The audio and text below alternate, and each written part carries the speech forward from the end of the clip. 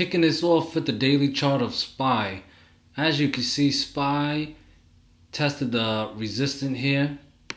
Been talking about this resistance level for quite some time with this triangle formation or rising pennants, but still got the moving averages stacked. 5-day here, and that's how you know it's a really strong bull trend. This pullback, yes, it was a red day, but it didn't even touch the 5-day moving average. It's happened before. When the trend is very strong, there's a lot of strength, it happens. But eventually it'll come back down and touch it before it go back up. Okay? Now if we see the 5-day moving average gets broken, remember how we always talk about the areas of liquidity, how market makers like to take out everyone's stop loss. It's happened before. You can see it here, you can see it there, many times over here, where it dips just below the 5-day moving average only for it to go back up. Now, despite this bearish divergence, I'll show you the bearish divergence. Okay, you have it here, the high here, the high here, and yet the price action go up higher, but not the RSI. They're not agreeing with each other. That's a bearish divergence. Alright? So, despite the bearish divergence, it doesn't mean that it will go back down. It doesn't mean it has to drop. Yes, the word bearish is in there, but it doesn't mean it has to drop.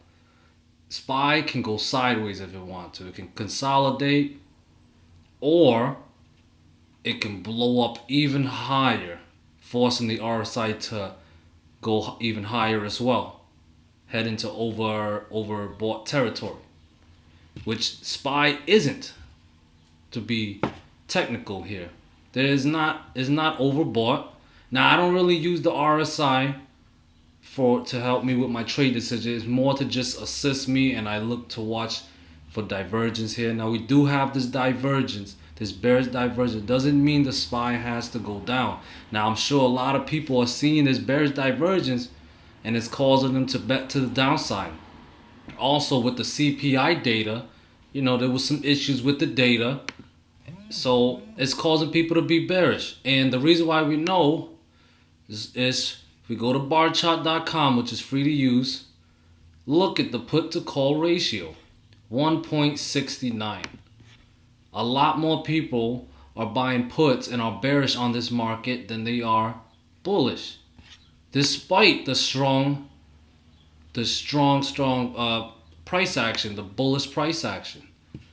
Okay, now, is the SPY always gonna go up? Of course not. There's gonna be pullbacks from here and there. So what I want you guys to watch out for is, of course, the 5-day moving average, because it does happen a lot where it bounces or dips just below it only to come right back up.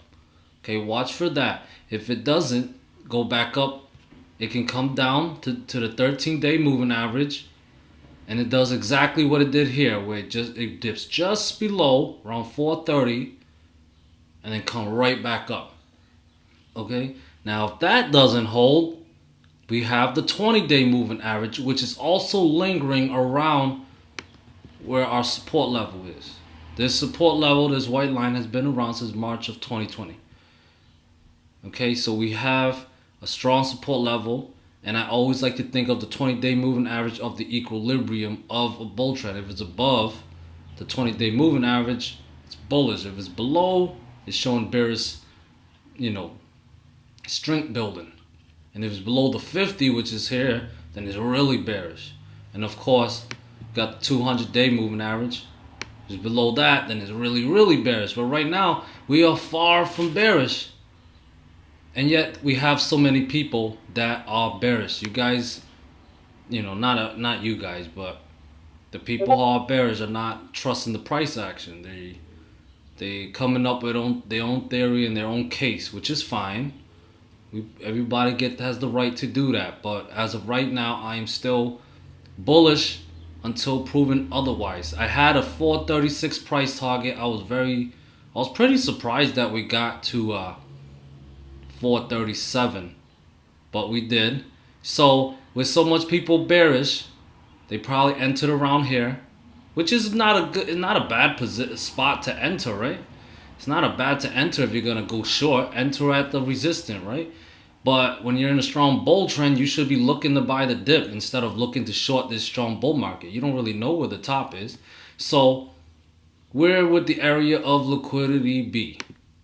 Where would it be, guys? I'll show you. Area of liquidity is there. That red zone, area of liquidity, because we have so many people who probably entered the short position and bought puts here. So they probably leave their stop loss up here. So if market makers want to screw them over, they'll probably head up there, which is where my price target is. My price target of 440. Okay, so my last two price targets, it got hit and it went beyond that. Now I got a price target of 440. With everybody so bearish, it's possible that we can get up there, and that's when we'll get the pullback. All right, we'll see what happens tomorrow. Okay, but until then, until I see changes otherwise, I'm still bullish. This doesn't mean I'm gonna buy at the tippy top, guys. I'm not just keep buying calls or entering long position at the tippy top. No, I'm going to wait for it to come down. Is good when it dips to a level that I want, I'm comfortable in buying, which is these support levels, these moving averages, and not right at the moving average. I want to get in right below it, where the potential stop losses could be, because that's when the market makers are entering. Okay, so that's SPY. Moving on to the triple Q. Hello, triple Q. Here's another bullish market. I got this white line right here. We got some touches. It's a lot of stuff. Let me take out some of the moving averages for now. Okay, looks a little, looks better. So we got this strong support line here, touches here, touches here. We had a touch here, and look, it dipped just below our support line, came right back up, going strong all the way up to this resistant level here. There's a Fibonacci level, 361.84. Intraday, it broke it, came right back down, right? This was back on the 7th. We had this dip, came right down to our support level of this line, but we also had support here at 355.37. Went just below that 355.37, taking out the stop losses, and then heading right back up. Now here, the second day in a row, for the second day in a row, triple Q has closed above our previous resistance, which is 361, right? Second day. Now, when we see multiple closes above our previous resistance, when our previous resistance multiple days getting treated like support, that's bullish, guys. Bullish. Now, yesterday I told you guys I had a 367 price target. The high today, we got to 365.47. So pretty close to my price target. And yes, triple Q also have a bearish divergence. This bearish divergence is a little worse than SPY because it's actually in the overbought territory. Okay, I will admit that. Here we got it here, started here, and then boom right here.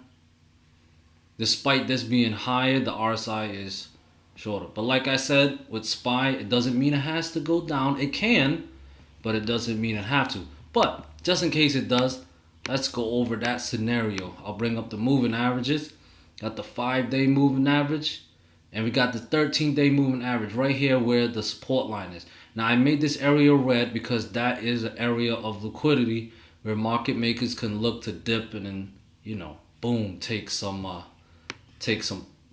retail traders out and ruin their day. Okay, that's right there. All right, and if it breaks through that, pay attention to this 20-day moving average. The 20-day moving average is at 352.62. Okay, it could come just below the 20-day moving average and boom, head back up. But if it doesn't and it's getting rejected there, like if triple Q starts coming down here and then it fails to get back up like it's rejected, then, bears are starting to build momentum. Okay, I'm not a perma bull. I am a bull in the bull market, but I'm not a perma bull. All right, go based on the charts. This is one of the bullish charts I've ever seen in quite a while. July is a very green month, a very bullish month for triple Q for the past 20 plus years. So okay, so I don't see nothing why we should be bearish. Now if we go look at bar chart, I'll type it in here. Let's look at the put to call ratio together, and wow, the put to call ratio is worse than SPY, 2.14. That's a lot of people bearish. A lot of people bearish. Okay, you guys got bearish at all-time high, cool, right? but this is a very strong bull market. Why short in a bull market? But you know, whatever. You can be like Michael Burry if you want. That guy is cool. I love that movie, The Big Short. But anyway, so pay attention to these levels, okay? 5-day moving average 361 over here. Definitely an important support level because we got the white line support level plus the 13-day moving average at 357.30. And then a very important critical support level at the 20-day moving average of 352.62. If we break below that, that's going to be a little bearish, guys. Not going to lie. Could be signs that the bearish momentum is coming and that we are getting that we got a top. Remember, I'm still tracking that QQQ is following the wick off. This is the UTAD phase. But despite that, QQQ is still bullish. I think we should remain bulls in this bull market. That doesn't mean you go buy the tip, but you should buy the dip. Okay, that is our indices, SPY and QQQ. Let's go on and take a quick look at Bitcoin. Bitcoin, what are you doing? A lot of people are sad. A lot of people are fearful. But some people are happy. If you're a bear, you're probably happy. Okay, but if you're an investor, if you're convicted, not convicted, you have conviction, then this is great buying opportunity. Now I put this green area, this was our area of liquidity, right? Because we got this white line right here with some bounces. We got some bounce here, some bounce here, okay? But it is at a support level. It is in our area of liquidity where we, the market makers may look to take us out. Okay, so definitely keep your eyes on that. I'm still bullish on the Bitcoin.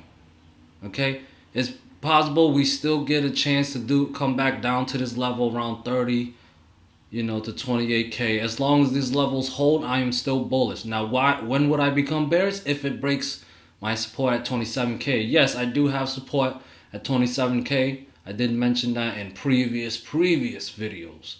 But I don't think Bitcoin will get that low. But if it does, I'll definitely be looking to accumulate more, because if you watch my previous Bitcoin videos, I mentioned how market makers, not the market makers, like a lot of whales, they're buying in, guys. They're accumulating at this level.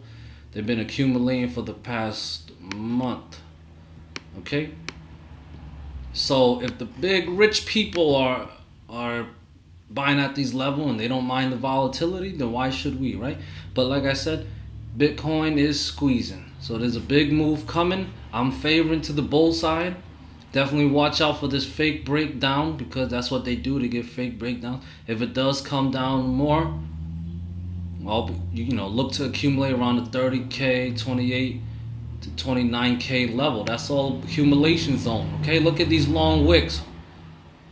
When a stock or a crypto coin or whatever is failing to break a critical resistant level and you're seeing these big long wicks, that's a bullish sign. Now the price action is bearish, I will admit that. It is bearish.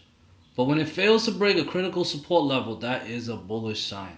And if the big boys and the big girls are buying in at this time, then why shouldn't we, right? Follow the smart money. Okay, so guys, stay objective. I hope this technical analysis helped keep you calm and help you get some clarity, at least from a technical perspective or chart analysis perspective. Okay, so I hope that helped. You guys continue to beat this market, and I will see you soon.